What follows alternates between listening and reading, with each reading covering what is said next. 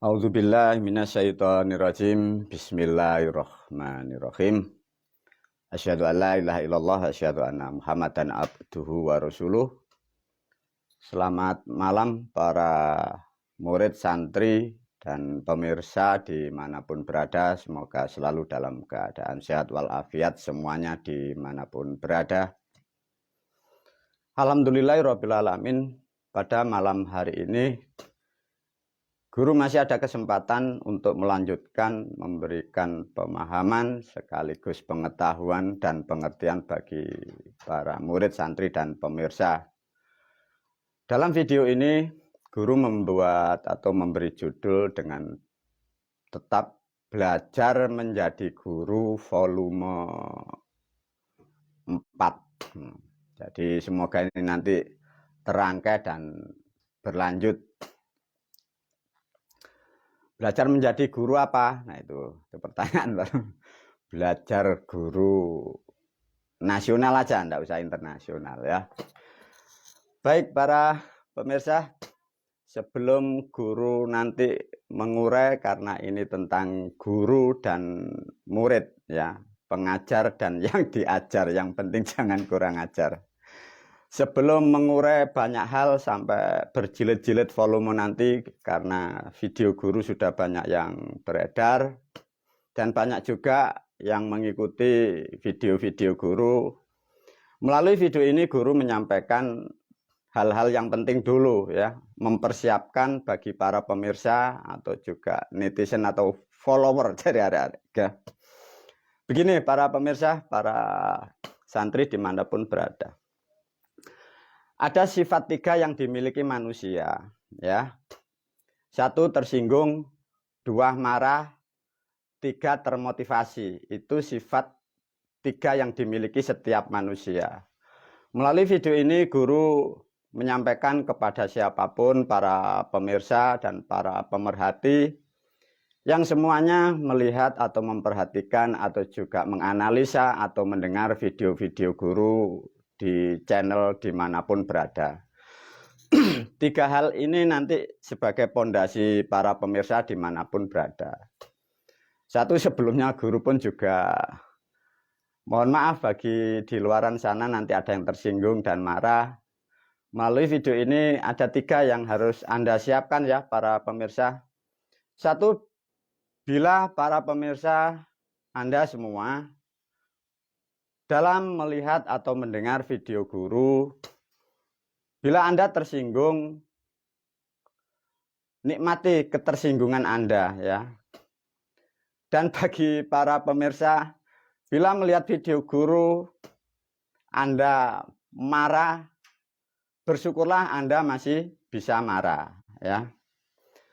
Dan bagi yang ketiga, bila Anda melihat dan mendengar video guru, Anda tercerahkan atau Anda termotivasi, berbahagialah Anda. Lah kok bisa begitu guru? Iya. Tatkala manusia tersinggung, artinya menandakan Anda pun masih layak disebut manusia ya. Nah yang kedua, bila Anda marah, artinya Anda sudah mulai berpikir masih disebut juga bangsa manusia karena sudah bisa marah. Dan bagi yang ketiga, bila Anda tercerahkan atau mendapat motivasi dari video guru, Anda sudah layak disebut sebagai manusia dan Anda karena nalar dan hatinya disebutlah makhluk atau bangsa yang masih mempunyai nilai-nilai kehidupan. Yang jadi repot bagi para pemirsa, kalau melihat guru, melihat video guru, tersinggung tidak, marah juga tidak, termotivasi tidak. Nah ini tolong bagi para pemirsa di check up dulu ya di psikiater, barangkali ada gejala. Nah itulah para pemirsa, para murid, 3 hal yang harus dipatuhi dalam melihat mendengar video guru yang di channel dimanapun berada. Untuk melanjutkan video yang keempat ini dengan judul belajar ya, belajar menjadi guru. Untuk belajar menjadi guru, guru tetap masih dalam batasan substansi menerangkan Garuda Wisnu Kencana menyambut Indonesia baru setelah Pilpres tahun 2024 Masehi. Dan juga informasi bagi para pemirsa dimanapun berada, ini juga nasihat atau motivasi dari saya sebagai pembicara. Dari video yang volume pertama sudah dijelaskan oleh guru ya, kita di titik tengah di dalam kita berpijak di bumi Pancasila ya. Ada ke arah kiri, ada yang ke arah barat, ke barat-baratan, yang ke arah timur, ke timur-timuran. Nah, itulah yang mewarnai pola pikir dan bahasa di negara kesatuan Republik Indonesia. Namun dalam video ini nanti dibuatlah studi banding atau analisa. Artinya begini, bagi para pemirsa, saya sebagai pembicara juga mohon maaf karena saya mendidik para pemirsa dan pendengar dengan bahasa yang mudah, dengan bahasa pasaran, dengan bahasa yang sangat mudah dicerna. Bila nanti dibandingkan dengan YouTuber, dengan orang-orang yang intelektual dan orang-orang yang ahli kitab agamis, orang-orang seperti aku dan orang-orang yang terdidik seperti saya, ibaratnya bertolak belakang. Maksudnya bagaimana, Guru?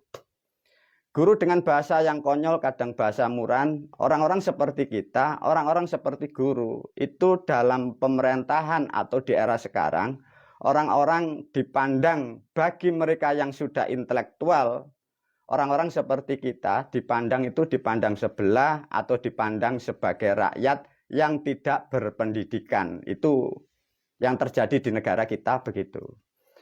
Bisa disimpulkan semua videoku dan aku selaku pembicara, aku mewakili rakyat kecil atau umat-umat yang di bawah. Anggap saja guru mewakili umat yang terbodohkan, umat yang tidak mempunyai pendidikan. Jadi bahasanya aku dan bahasaku mewakili simbol yang dituduh bodoh, yang tidak berpendidikan, yang dituduh murtad, yang dituduh tidak beragama. Itu poinnya begitu. Nanti kita analisa studi banding ya. Baik para murid dan santri, guru masuk kepada substansi negara. Negara kemarin sudah diajarkan oleh guru. Negara adalah hukum ya itu. Lantas di era sekarang tahun 2023 Masehi, negara kita diwarnai oleh para pemikir manusia yang membuat aturan dan membuat hukum dan membuat undang-undang sejak zaman kemerdekaan. Sebelum zaman kemerdekaan, itu sudah ada aturan dan undang-undang hukum, bahkan ada yang banyak yang diambil warisan dari zaman pemerintahan Belanda. Namun ada sesuatu hal yang tidak difahami. Sebelum merdeka, kurang lebih 1400 tahun atau 1400 tahun ke belakang, mundur, ada sesuatu yang terputus. Nah, itu sebagai pemahaman dari video ini. Apa yang dimaksud oleh guru, maka guru menerangkan mengapa negara kita ini carut dan marut, rusak semua. Nah, itu loh. Nah, analisanya bagaimana? Coba diajak analisa ya dengan video ini. Manusia itu nomor satu, menganalisa perilaku, perbuatan, itu nomor satu dari bahasa dulu. Tatkala bahasa itu belum mengerti apa yang dimaksud, itu bisa dipastikan yang dilakukan itu pasti tidak mengena dari yang dimaksud, sehingga rusaklah dari apa yang dituju. Satu contoh, guru menyebut dengan tata bahasa bangsa atau negara. Banyak manusia mengeluarkan statement, ya. Kita adalah bangsa yang besar, kita adalah negara yang besar. Nah, itu. Coba ya diuji. Coba bagi para pemirsa diajak berpikir ya. Menurut para pemirsa dimanapun berada, tatkala ada bahasa atau manusia mengucapkan statement itu, yang disebut bangsa yang besar itu bangsa yang bagaimana?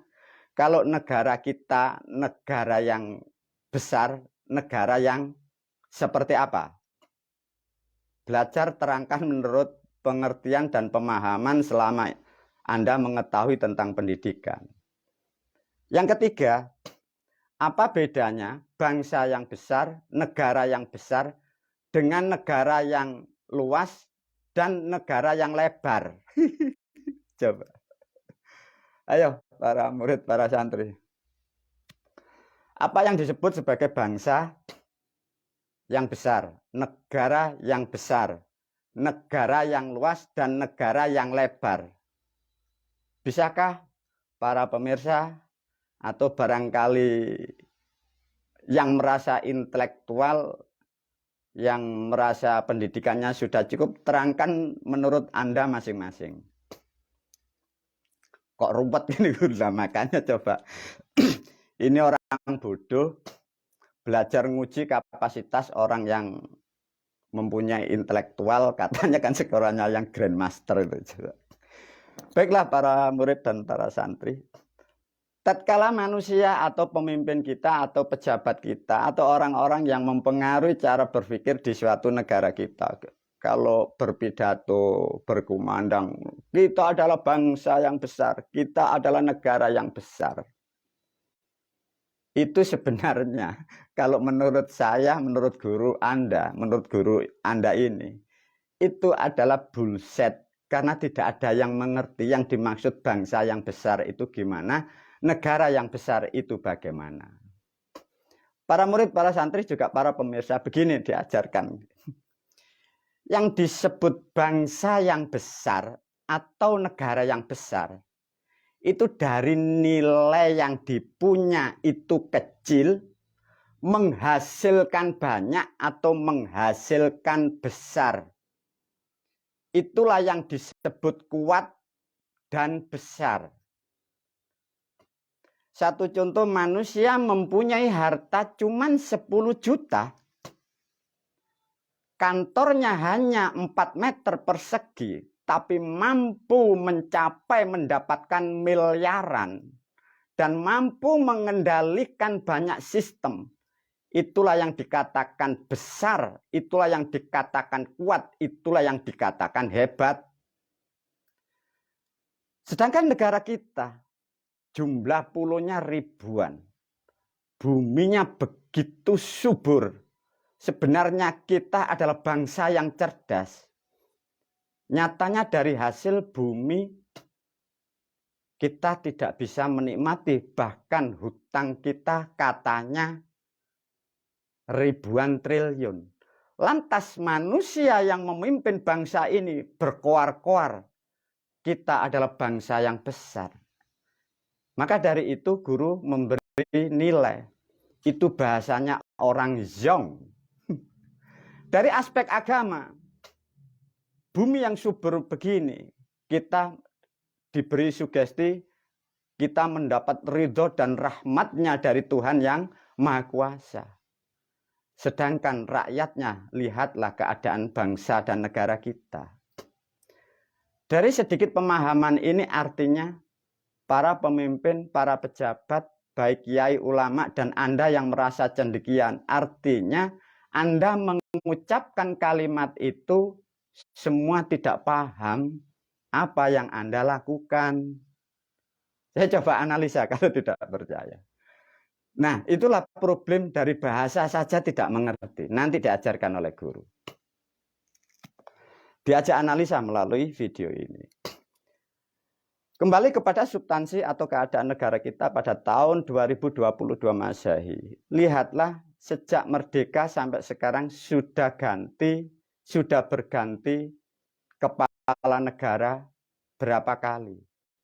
Artinya ada mindset, ada keilmuan, diyakini manusia yang terpandai, manusia yang tercerdas sampai berapa kali. Di gedung DPR diyakini dan merasa yakin mereka.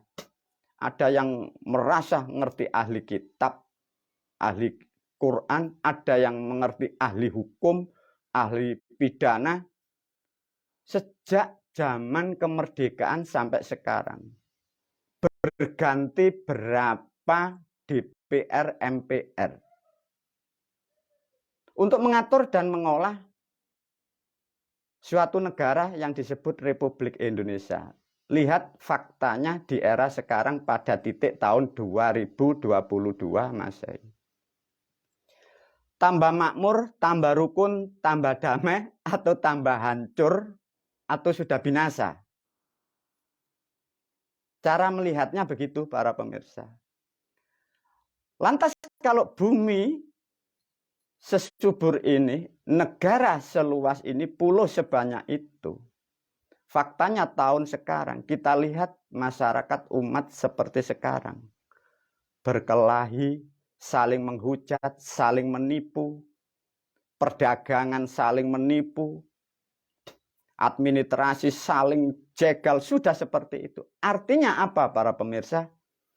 Artinya sejak kemerdekaan tahun 1945 sampai sekarang, tak satu pun ada pemimpin yang paham dan mengerti. Maka melalui video-video guru yang lain, maka guru mengatakan bahwa bangsa kita adalah bangsa kurban kitab, manusia pola pikirnya yang error. Guru bukan menghina, tapi faktanya itu yang dilihat. Dari mana guru kesalahan para pemimpin kita? Lah nanti kita analisa. Coba dianalisa.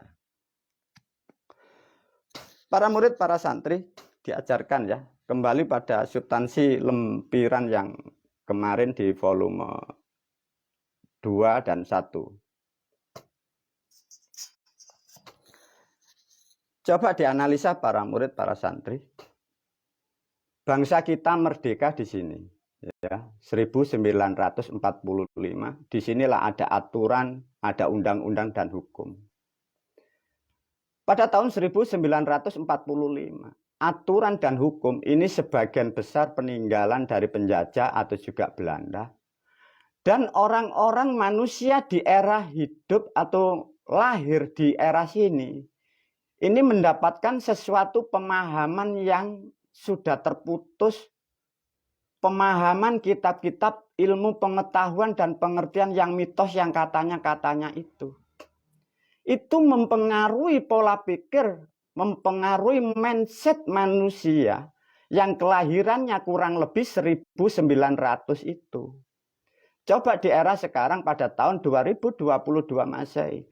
Orang-orang atau manusia yang menjabat di negara kita usianya hanya berapa? Artinya mereka orang-orang itu hanya kelahiran di tahun berapa? Waktu kecil orang tua kita mendapat pendidikan apa? Itulah yang diterima, yang diasup menjadi dogma, menjadi buah pemikiran, dituang menjadi aturan dan undang-undang. Maka pada tahun sekarang 2022 itulah makanya rusak. Cara melihat sesuatu fakta seperti itu. Nah, itulah para pemirsa cara melihat, cara mengcheck up, melihat suatu keadaan. Lantas bagaimana guru kalau hal seperti ini? Diuji lagi oleh guru melalui video ini bagi seluruhnya. Boleh ini.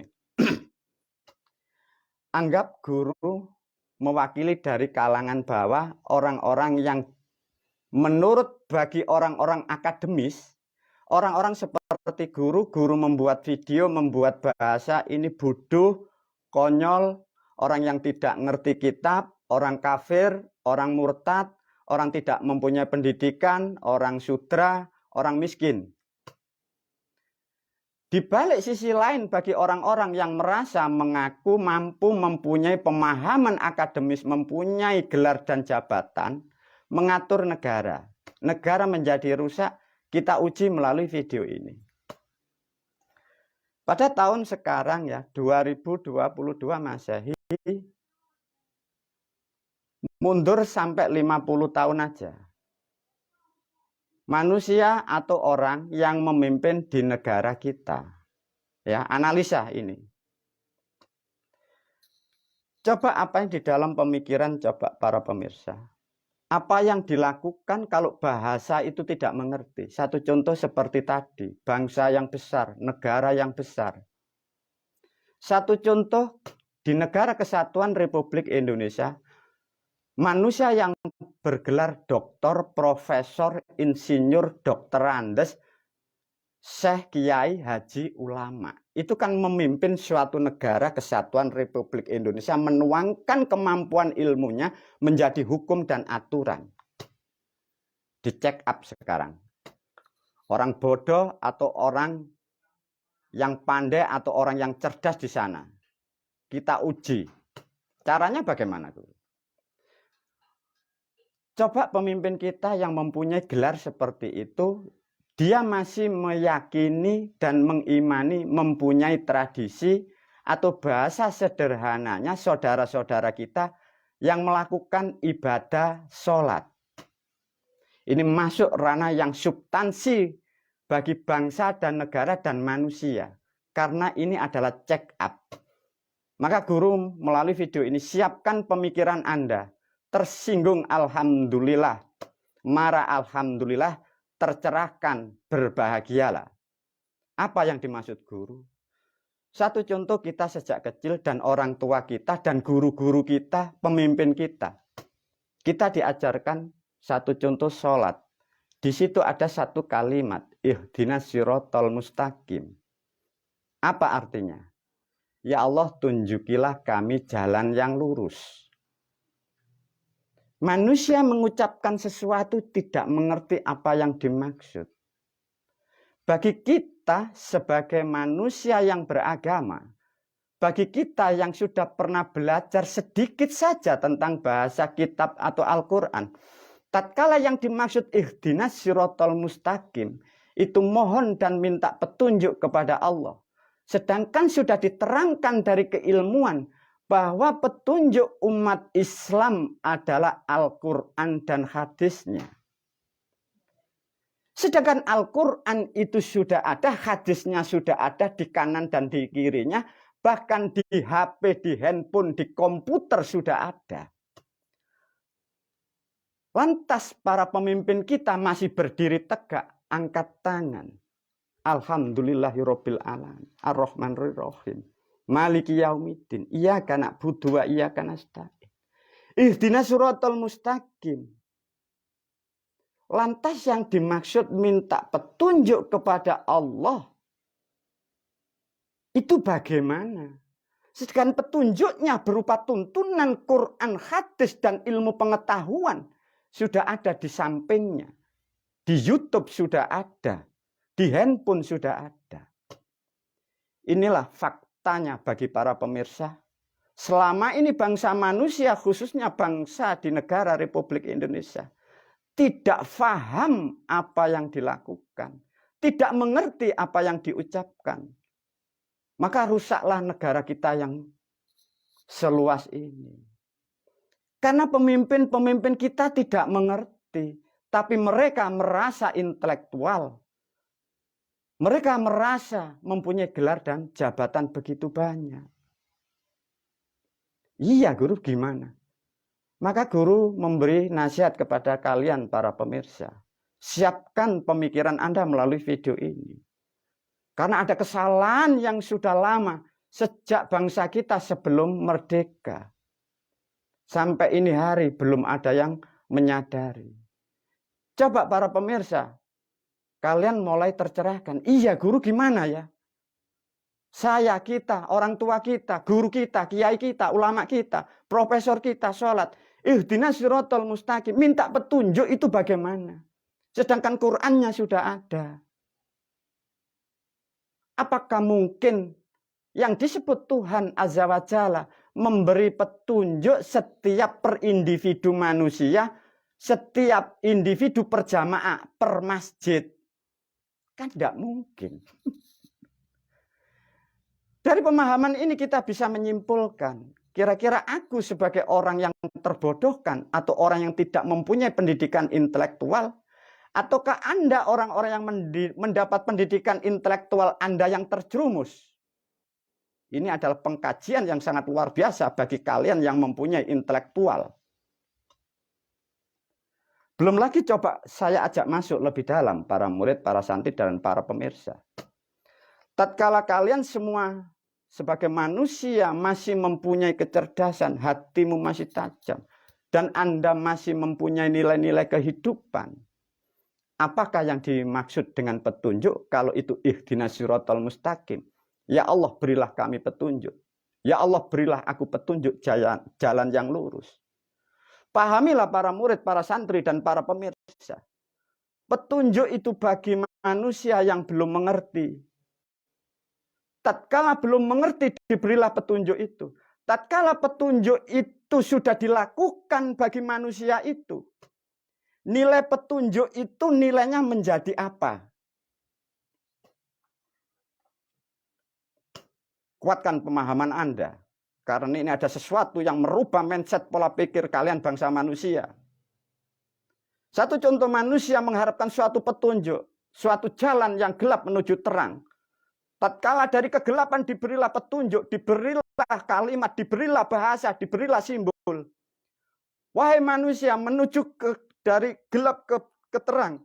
Ini loh caranya, ini bahasanya. Anda menuju ke kota, Anda sekarang tersesat. Tolong di situ ada rambu-rambu. Tatkala Anda sudah melalui petunjuk itu, dan petunjuk itu sudah Anda pakai, pertanyaan yang Anda harus pikirkan. Nilai petunjuk itu buat apa?